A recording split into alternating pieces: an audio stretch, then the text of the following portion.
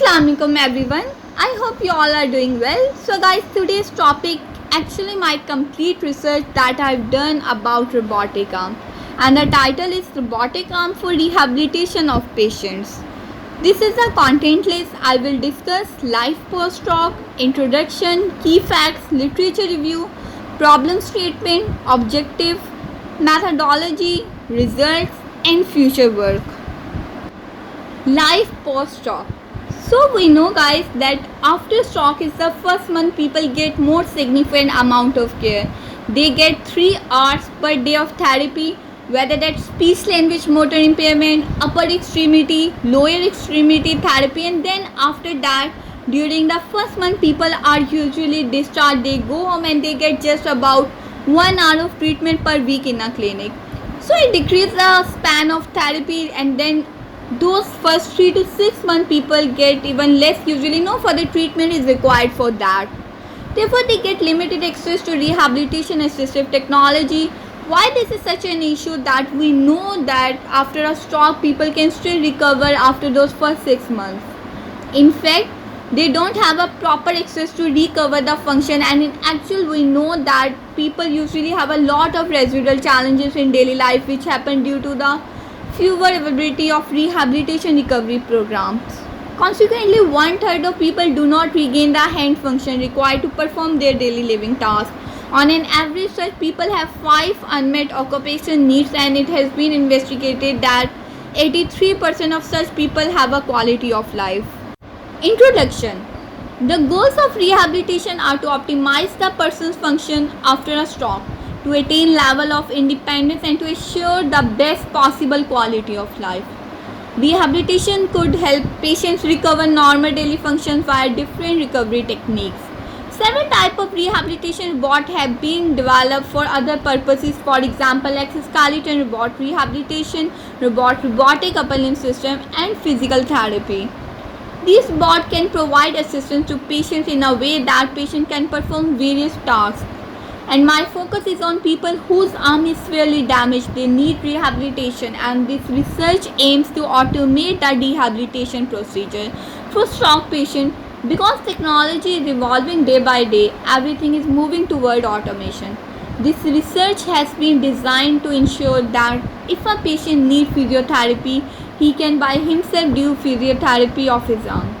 The main scope of this research is to automate the rehabilitation procedure with the help of leading technologies for hand rehabilitation. Key facts. Rehabilitation can greatly assist children who experience problems with motor skills.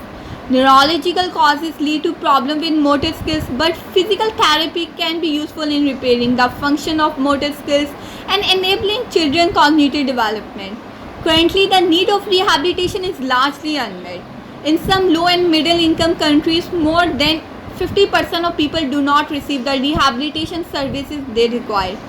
The existing rehabilitation services in 60 to 70% of countries have been disrupted due to the COVID-19 pandemic situation, and that is why we need rehabilitation robotic glove that does not need any workers' facilities. Then I did a literature review in which I analyzed that a lot of researchers were focused on the hand and finger, and they also had some limitations. For example, cybergrass system. Cybergrass system is a popular commercial product that primarily serves as a haptic device that provides force feedback for virtual reality. The separate control and actuator has a weight which make the device difficult due to lack of position sensor. Cyberglass need an extra data glove to provide sensing. Cyberglass could be expensive and unreliable.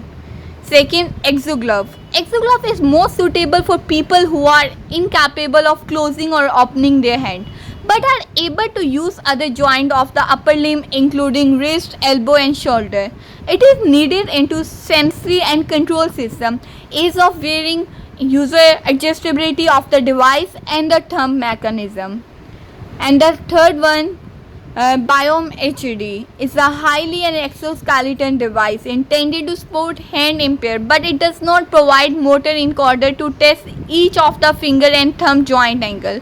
Therefore, our motion capture is needed that provide detail for joint angles. Fourth one, safe glove. Safe gloves are wirelessly linked to a computer for displaying and recording the hand status through 3D graphical user interface in real time. Secondly, safe glove is inexpensive but it is needed to reduce bulkiness and improve comfort level.